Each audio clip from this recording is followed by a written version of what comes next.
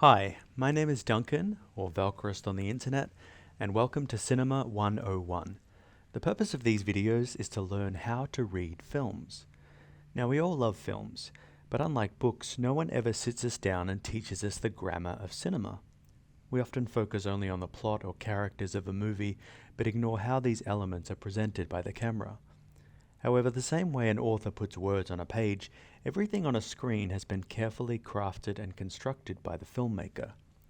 In this series of videos, we're going to be investigating 4 important film terms, which will hopefully give you a better understanding of how cinema works. These terms are mise-en-scène, which is what we see, cinematography, which is how we see it, sound, which is what we hear, and editing, which is how the elements are cut and arranged.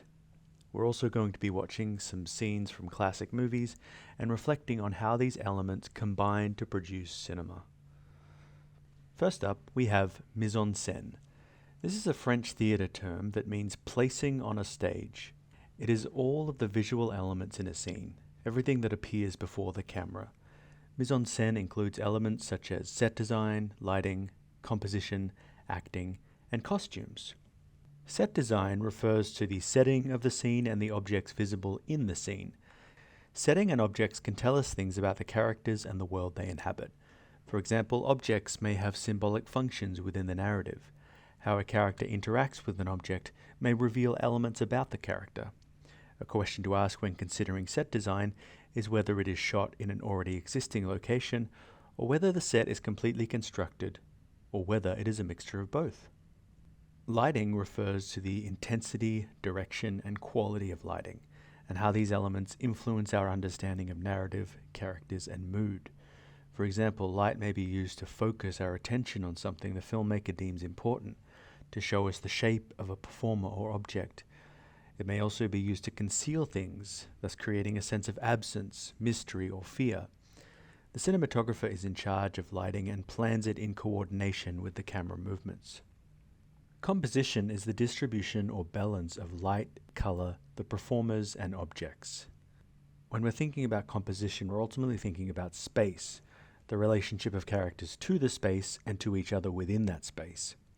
Balanced shots may show stability or order, while unbalanced shots usually show instability or abnormality. Certain colors can convey meaning, such as red conveying danger, passion, or temptation. A question to ask when considering composition is the size of the space in which the actors and objects exist, and what meaning this invests in the scene. Acting refers to the emotions and physical movements expressed by the performers, and how they deliver the dialogue of the film's script. Questions to ask when considering acting is the quality of the performances, as well as the particular way they have chosen to interpret the character they are playing and the dialogue they are delivering. For example, 2 actors may play the same character. However, they may approach this character in completely different ways and use completely different styles of acting. And these decisions change how the audience perceives the character. You will notice different styles of acting changing between genres and between eras of film. The costumes and hairstyles worn by the characters reveal something about them. They can communicate personality, wealth, membership of a class, occupation, or subculture. They can also establish culture and time period. Now that we've defined mise-en-scène, I'd like you to watch a short scene from the film Gone with the Wind. Gone with the Wind is an American historical romance film first released in 1939. In this scene, Scarlett O'Hara learns that her beloved Ashley is betrothed to someone else. When watching the scene, I want you to consider the visual elements such as set design, lighting, composition, acting, and costume. What might these elements signify about the story, the characters, or the mood of the film? A link to the clip can be found below in the video description. After you've watched it, please return to this video. Now that you've watched the scene, what did you think about the set design? The scene is set inside. There's a window facing outside. We have a study, an expensive-looking desk and couch, lots of books, and a globe. These elements might indicate wealth. They might indicate that this is a period drama. The colors of the scene are warm and create a sense of comfort and safety. but there's also dim light that's coming through the shade, which may create a sense of foreboding and enclosure. The room is medium-sized. It's large enough that there are different segments of geography the characters occupy, such as the window, the doorway, and the fireplace. With the lighting, we have light entering through the blinds. It focuses our attention on the couple. The light creates lines across the characters' faces. This may suggest ambivalence or indecision. As we cut between the two characters, you'll notice the lines are diagonal, streaking across their face. This may visualize two characters at cross purposes. It may create an impression of imbalance. With the composition, the actors are initially quite close. They speak in profile, but then Scarlett is repelled and retreats to a different part of the room. Ashley follows, trying to re-establish symmetry, but then she shatters the balance by striking him, and he retreats. As Ashley exits the room, another man appears, which is Rhett, and he is drawn to Scarlett. The fact that he emerges mysteriously and from the fireplace may indicate danger or passion.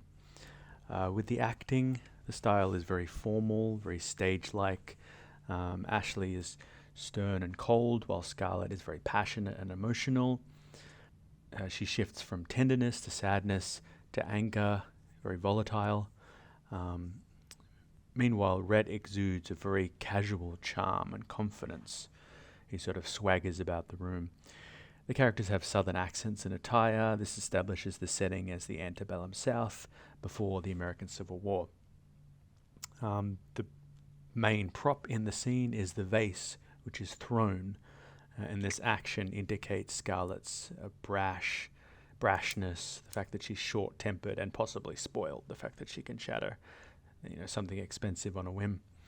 The violent act potentially foreshadows the broader conflict of the Civil War that frames the film and symbolizes the irreversible destruction of war once it has occurred. That is to say, once the vase is broken, it cannot be fixed.